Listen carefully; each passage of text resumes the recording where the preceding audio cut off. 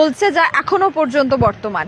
এবং এর আগে আশা করার কারণে আমরা দেখতে পেয়েছিলাম যে বেশ কিছু জায়গায় যে যোগাযোগ সেটা বিচ্ছিন্ন হয়ে যায়, এবং সেই যোগাযোগ বিচ্ছিন্ন হওয়ার পাশাপাশি আমরা আরও একটা জিনিস দেখতে পেয়েছিলাম, সেটা ছিল যে পেট্রোল ডিজেলগুলি কিন্তু রাজ্যে ঢুকতে পারেনি। এবং প্রায় 10 দিন এতটা সংকটে থাকার পর আজকে মুখ্যমন্ত্রী ওনার সামাজিক মাধ্যমে ডক্টর মানিক সাহা জানিয়েছেন যে খুব শীঘ্রই তেলের সংকট কাটতে চলেছে। আজ ধর্মনগরে এসে এই পুরো তেলের ট্যাঙ্কার এসে পৌঁছবে এবং রেল যোগাযোগ মাধ্যমে কিন্তু পেট্রোলগুলি নিয়ে আসা হচ্ছে রাজ্যে, এবং তার পাশাপাশি এই পরিষেবা রাজ্যের মানুষ পেতে চলেছেন বলে তিনি জানিয়েছেন। আমরা বর্তমানে দাঁড়িয়ে আছি রাজধানী আগরতলার দুর্গাবাড়ি যে পেট্রোল পাম্পটি রয়েছে সেই পেট্রোল পাম্পে, এবং এখানে আমরা দেখানোর চেষ্টা করব আপনাদের সামনে যে আজ এই মুহূর্তে দাঁড়িয়ে যে পরিস্থিতি রয়েছে এখানকার।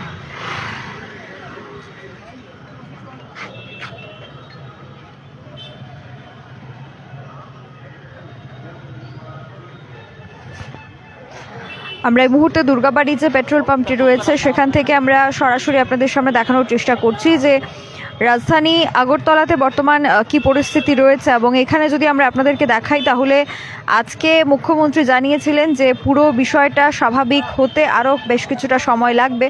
এবং এখন যেটা আমরা আপনাদের সামনে দেখানোর চেষ্টা করছি সেটা হচ্ছে যে বর্তমানে এই যে পেট্রোল পাম্পটিতে আমরা দাঁড়িয়ে আছি সেই পেট্রোল পাম্পটিতে কিন্তু এখন সাধারণ যে মানুষজনেরা রয়েছেন তাদের কিন্তু একটা বিশাল লাইন আমরা দেখতে পাচ্ছি, এবং সেই লাইনগুলি অতিক্রম করে ঘন্টার পর ঘন্টা তাদেরকে দাঁড়িয়ে থাকতে হচ্ছে এবং তাদেরকে দাঁড়িয়ে থেকে সেই তেলগুলি কিন্তু নিতে হচ্ছে। তবে মুখ্যমন্ত্রী এর আগে জানিয়েছিলেন, আজকেই জানিয়েছিলেন তিনি যে এই তেলের যে সংকটটা রয়েছে সেটা কিন্তু খুব শীঘ্রই কাটতে চলেছে। এবং ইতিমধ্যেই কি অবস্থান রয়েছে এই পেট্রোল পাম্পের যারা কর্তৃপক্ষরা রয়েছেন আমরা তাদের সাথে অবশ্যই কথা বলে একটু জেনে নেওয়ার চেষ্টা করব। তার কারণ আমরা এখানে আসার পর যে বিষয়টা দেখছিলাম তারা জানিয়েছিলেন আমাদেরকে যে পেট্রোল কিন্তু ইতিমধ্যেই ত্রিপুরা রাজ্যে এসে পৌঁছেছে, ধর্মনগর এসে পৌঁছেছে, এবং এখনকার কি পরিস্থিতি রয়েছে সেটা আমরা আপনাদেরকে দেখাবো তারা ঠিক কি বলছেন। আমরা ইতিমধ্যেই দেখছি বেশ কয়েকদিন ধরে তেলের সংকট রয়েছে, এবং এখন কি পরিস্থিতি? গাড়ি কি ধর্মনগর এসছে?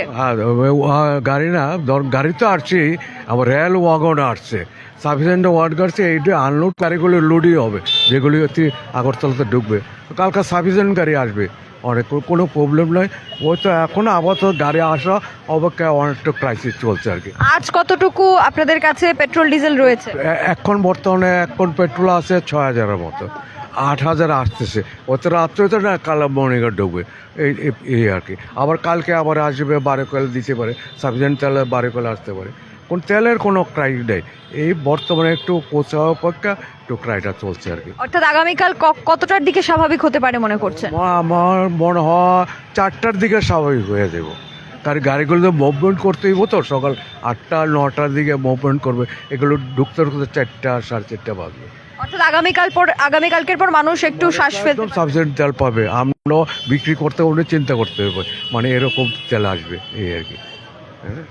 রেশনিং ব্যবস্থা ইতিমধ্যেই পেট্রোল ডিজেল রাজ্যে সেখানে চলছে, রেশনিং ব্যবস্থা রয়েছে, এবং সেই রেশনিং ব্যবস্থায় শুধুমাত্র দ্বিচক্র যে যানগুলি রয়েছে সেখানে 2 লিটার পেট্রোল সেখানে দেওয়া হচ্ছে, সর্বাধিক 2 লিটার পেট্রোল, এবং তার পাশাপাশি অন্যান্য গাড়িগুলিতে বা ছোট বড় গাড়িগুলিতে কিন্তু রেশনিং ব্যবস্থা আপনারা জানেন যে প্রায় 1 সপ্তাহেরও বেশি সময় ধরে এই রেশনিং ব্যবস্থা রাজ্যে চালু হয়েছে। এবং আজ আমরা যেটা দেখতে পেয়েছি যে মুখ্যমন্ত্রী যখন ওনার সামাজিক মাধ্যমে লিখলেন যে পেট্রোল ডিজেলের সংকটটা আর থাকবে না, তখন রাজ্যের মানুষ ঠিক কি বলছেন, এবং লাইনে দাঁড়িয়ে যারা অনেকটা সময় ধরে লাইনে দাঁড়িয়ে পেট্রোল নিচ্ছেন, অনেকক্ষণ ধরে তাদেরকে লাইনে দাঁড়িয়ে থাকতে হচ্ছে। বিশেষ করে আমরা বিভিন্ন পেট্রোল পাম্পে গিয়ে একই চিত্র দেখতে পাই যে সেখানে দূর দূরান্ত পর্যন্ত কিন্তু সেই লাইনগুলি এগিয়ে যাচ্ছে, এবং সেখানে প্রায় শত শত মানুষ সেই লাইনে দাঁড়িয়ে আছেন। তো তাদের কাছ থেকে আমরা একটু জেনে নেওয়ার চেষ্টা করব যে বর্তমানে এই পরিস্থিতির জন্য তারা ঠিক কি বলবেন।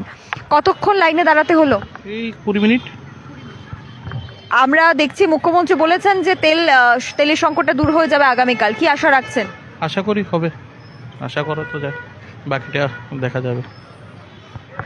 সবাই কিন্তু আশা রাখছেন যে আগামীকাল পরিস্থিতি যাতে স্বাভাবিক হয়, এবং বিভিন্ন যে পেট্রোল পাম্প কর্তৃপক্ষরা রয়েছে তারাও ঠিক এটাই বলছে যে আগামীকাল গাড়িগুলি মুভমেন্ট করবে, লোড আনলোড প্রসেসিং চলবে, যার কারণে হয়তো বিকেল 4টা বাজতে পারে, এবং তারপর পুরোটা বিষয় স্বাভাবিকভাবে আবারও পরিস্থিতিটা সামলে তারা নিতে পারবেন বলে তারা জানিয়েছেন। অর্থাৎ এই এতটা দিনের প্রায় এক সপ্তাহের ওপর সময় ধরে যে পরিস্থিতিটা বিরাজ করছে তা আগামীকাল স্বাভাবিক হতে পারে বলে ধারণা করা যাচ্ছে, এবং মুখ্যমন্ত্রীর এই বক্তব্য শোনার পর মানুষ এই বিশ্বাসটাই রাখছেন। এবার দেখার বিষয় আগামীকাল পরিস্থিতি স্বাভাবিক হয় কিনা, এবং বিশেষ করে যে কালোবাজারি আমরা দেখতে পেয়েছিলাম, যেখানে 1 লিটার পেট্রোলের দাম যেটা 98 থেকে শুরু করে 100 টাকা দরে বিক্রি হচ্ছে পেট্রোল পাম্পগুলিতে, সেগুলি আবার খুচরো বাজারে 200, 250, 300, 400 টাকা দরে বিক্রি হচ্ছে, যার কারণে মানুষ অনেকটাই ব্যতিব্যস্ত হয়ে গিয়েছিলেন। এবার এই এক সপ্তাহ পর পরিস্থিতি স্বাভাবিক হলে মানুষ কিছুটা দীর্ঘশ্বাস ফেলতে পারবেন এবং তারা স্বস্তির নিঃশ্বাস নিতে পারবেন। এখনকার মতো স্পেশাল আপডেট নিয়ে আপনাদের সাথে ছিলাম।